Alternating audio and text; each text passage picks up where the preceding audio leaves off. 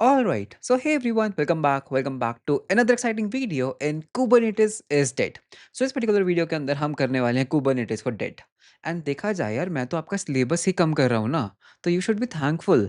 So with that let's start with the video. Okay, तो पहले बात करते हैं दैट कुबरनेटिस क्या है. And I have already made a dedicated video on what is Kubernetes. इसमें मैंने कुबरनेटिस को पूरा इन डेप्थ एक्सप्लेन किया है. But just to give you a recap, Kubernetes basically एक ऑर्केस्ट्रेशन सर्विस है जो आपके कंटेनर्स को, जो आपके इन रिपोर्ट्स को, रिसोर्सेज को मैनेज करती है, शेड्यूल करती है, रन करती है, उनको हेल्थ चेक करती है, रिपेयर करती है. So that's the basically thing. So DevOps के अंदर यूजुअली क्या होता है, you have a lot of containers and you want to manage those containers. And आप इन कंटेनर्स को कभी भी मैनुअली तो रन या फिर मैनेज नहीं करना चाहते, राइट? व्हाट इफ एक कंटेनर डाउन हुआ, व्हाट इफ बहुत सारा ट्रैफिक आ गया.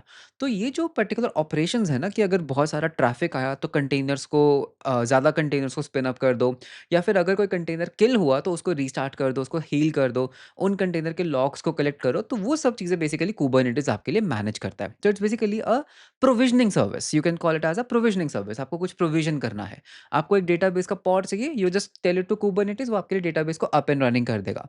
You want to connect this database to let's say 3 और 4 services, it will do it. आप किसी पर्टिकुलर सर्विस एंड 2 सर्विसेज के बीच में कुछ सर्विस डिस्कवरी करवाना चाहते हो, Kubernetes can do that. So that's basically Kubernetes, right? So now we kind of know that what is Kubernetes. बाकी तो यार आप वो डेडिकेटेड वीडियो देखना, उसमें मैंने पूरा इन डेप्थ एक्सप्लेन किया है Kubernetes कैसे काम करता है.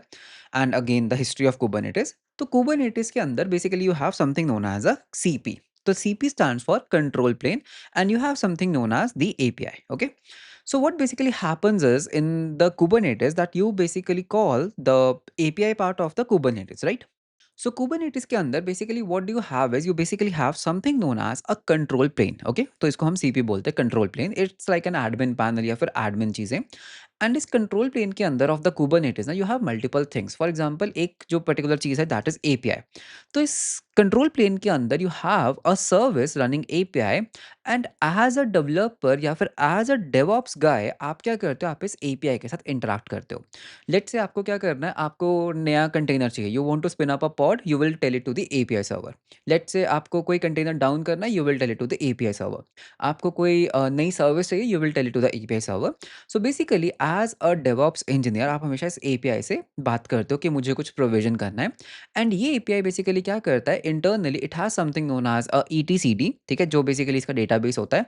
And it has something known as a cloud, okay, manager, okay, या फिर इसको हम बोल सकते हैं controller. Okay, so let's call it as a controller. तो this is basically the thing. तो you have like API, you have a scheduler, you have a control manager and a cloud control manager. Okay, तो ये क्या करता है, control manager को basically बोलता है कि यार यूजर ने ये रिक्वेस्ट किया है, राइट, यूजर ने ये चीज़ का रिक्वेस्ट किया है, तो इसको जाके एग्जीक्यूट करो. और ये जो कंट्रोलर है ये बेसिकली आपके लिए उसको क्या करेगा, उसको शेड्यूल करता है, उसको शेड्यूलर के पास.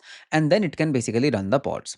Now what's my point with this particular video is that ये जो पूरा आर्किटेक्चर है, this is a complex architecture. And you might feel कि अगर मैंने अपनी जो एपीआईज हैं, जो मैंने अपना पूरा वर्क फ्लो है, अगर मैंने वो कुबरनेटिस के लिए सेटअप कर लिया है, तो I am basically inside the Kubernetes world, right? I am kind of a vendor locked in.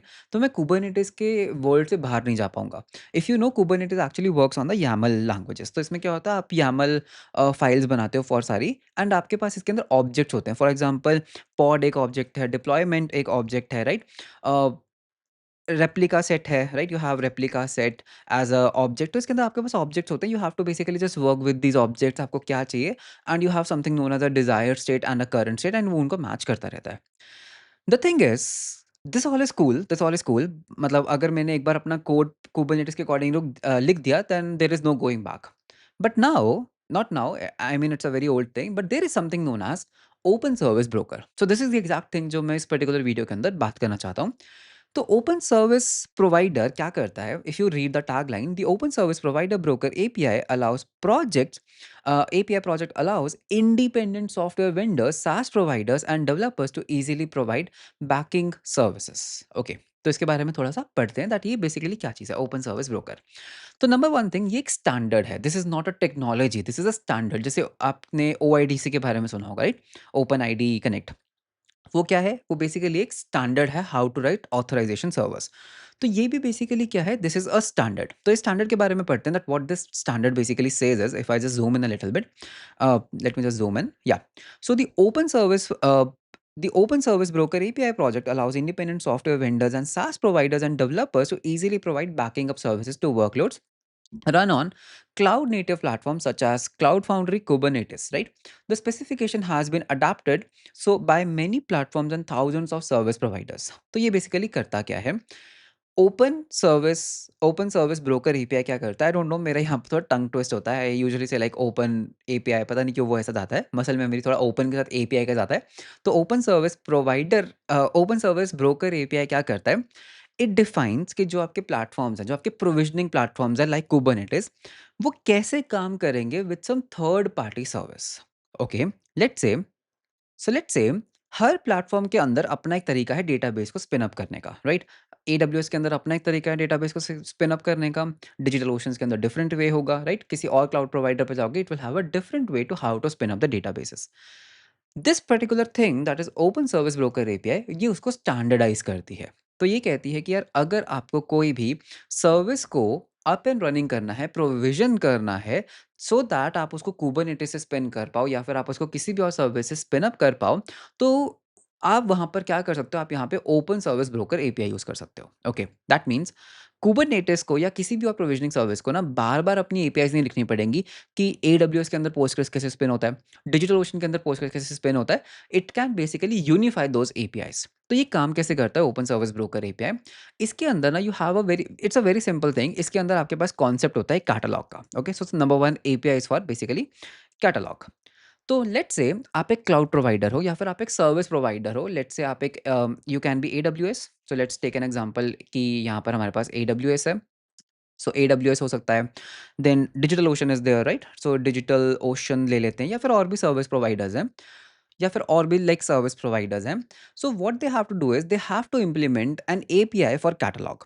तो कैटलॉग क्या करेगा? एडब्ल्यूएस रिटर्न करेगा उसके पास क्या क्या सर्विसेज अवेलेबल है इन अ पर्टिकुलर फॉर्मेट जो ओपन सर्विस ब्रोकर देता है। सिमिलरली डिजिटल ओशन भी क्या करेगा? आपको एक कैटलॉग रिटर्न करेगा इन अ स्पेसिफाइड जेसन जो भी आपका ओपन सर्विस ब्रोकर कहता है। ओके, सो दैट मीन्स अगर कुबरनेटिस को जानना है दैट कौन-कौन सी सर्विसेज़ अवेलेबल हैं एडब्ल्यूएस के अंदर या फिर किसी भी क्लाउड के अंदर, तो वो क्या कर सकता है? सबसे पहला कॉल वो करेगा कैटलॉग को। तो उससे कैटलॉग मिल गया कि these are all the services जो मेरे पास अवेलेबल है। Then there is going to be an API for something known as provision. So as the name says, provision API क्या कहता है कि जो आपने कैटलॉग में से सर्विस सिलेक्ट की होगी, उसको प्रोविजन कैसे करना है और प्रोविजन कैसे कर कहाँ पे करना है, तो वो एपीआई सारी प्रोविजन के अंदर अवेलेबल होंगी। एंड ये सारी स्टैंडर्ड एपीआईज होंगी, सेम एपीआईज एडब्ल्यूएस की होंगी और सेम एपीआईज डिजिटल ओशन की होंगी। So what you can do is you can basically create a new service from the catalogue using the provision. तो अगर यूजर ने सिलेक्ट किया कि यार मेरे को ना एक पोस्टग्रेस चाहिए, ठीक है, किसी भी प्लेटफॉर्म पे हो सकता है, तो कुबरनेटिस क्या कर सकता है? कुबरनेटिस बेसिकली जाके प्रोविजन को कॉल कर सकता है एंड प्रोविजन वो बेसिकली जो क्लाउड प्रोवाइडर है जिसने उन एपीआईज को इम्प्लीमेंट करा है, वो उसको प्रोविजन करना स्टार्ट कर देंगे। Then the next thing that you have in this particular OSB is basically binding. Okay, binding का मतलब क्या होता है कि आपने एक सर्विस प्रोविजन तो कर ली, बट लेट्स से आपके पास एक एपीआई सर्विस है, ठीक है, आपके internally you have a API server, you have let's say a worker, and then you have let's say a postgres, okay, postgres, and you want to bind the service altogether। आप चाहते हो कि इस postgres का access मेरे API server के पास हो, राइट? This service discoverability. तो बेसिकली ये क्या करता है? क्रेडेंशियल्स जनरेट करता है। So bind basically gives a credentials so that the application can access जो भी आपने प्रोविजन किया। डेटाबेस होगा तो उसके क्रेडेंशियल्स जो भी उसको कनेक्टिविटी करनी है internally, so that is basically the binding. तो जब आप कुबरनेटिस को कहोगे या किसी भी प्रोविजनिंग सर्विस को बोलोगे मुझे ये पर्टिकुलर चीज़ को बाइंड करना है, मुझे इस पर्टिकुलर प्रोविजन सर्विस को मेरे इस पर्टिकुलर चीज़ के साथ कनेक्ट करना है, तो it will call the binding.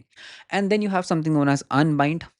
As name says, जो बाइंड करता है उसका उल्टा। अगर आपको किसी चीज़ को अनबाइंड करना है किसी सर्विस से, सो अनबाइंड क्या करता है? उन क्रेडेंशियल्स को रिवोक कर देता है। And finally you have the final one that is known as deprovision. Deprovision मतलब कि अगर आपने कैटलॉग में से कोई सर्विस प्रोविजन की थी, अब आप उसको डीप्रोविजन कर सकते हो। मतलब कि you can basically tear down the whole instance. So these are the few APIs जो आपको ओएसबी, ओपन सर्विस ब्रोकर देता है। So that means Kubernetes is an amazing thing, pod management and everything.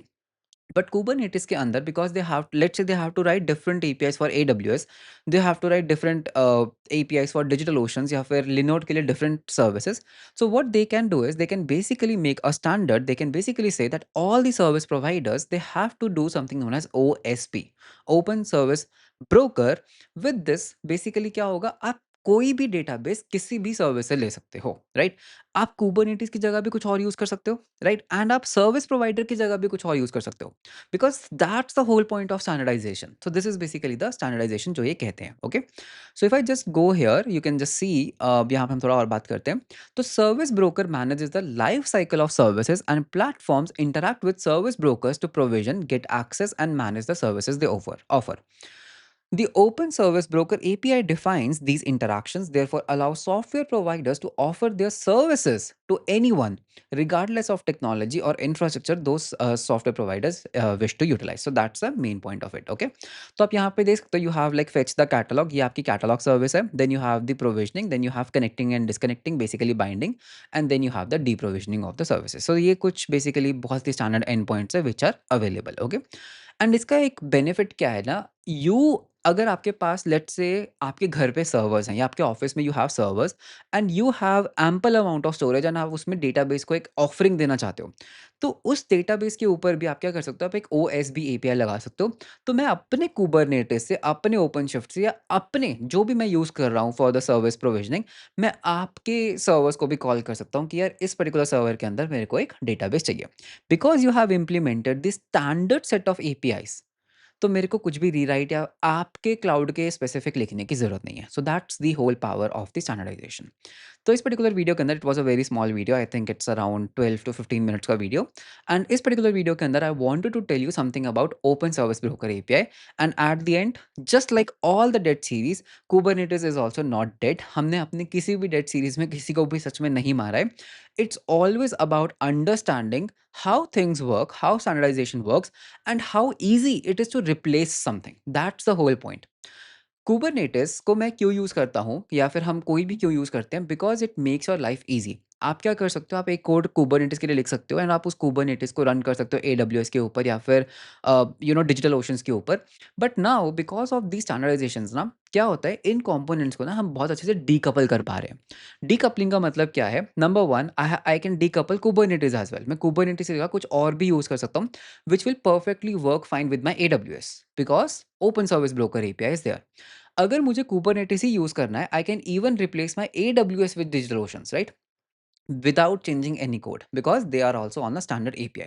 So this is the whole advantage of standard APIs, that वो आपकी जो coupling है ना उसको थोड़ा कम कर देते हैं, डीकपल कर देते हैं, and replacing the components of your system becomes easy. So that's the whole point of OSB, and that's the whole point of our dead series also, जिसके अंदर हम बात करते हैं that how actually softwares are built, and there is no magic. Everything is just an API, everything is a standard.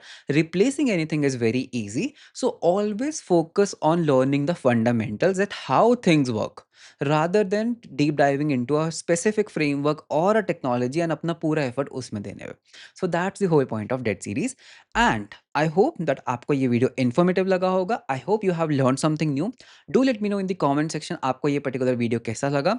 And अगर आपको video अच्छा लगा तो like and subscribe ज़रूर करना. मिलते हैं हम आपको नेक्स्ट वीडियो के अंदर. Until then, bye bye and take care.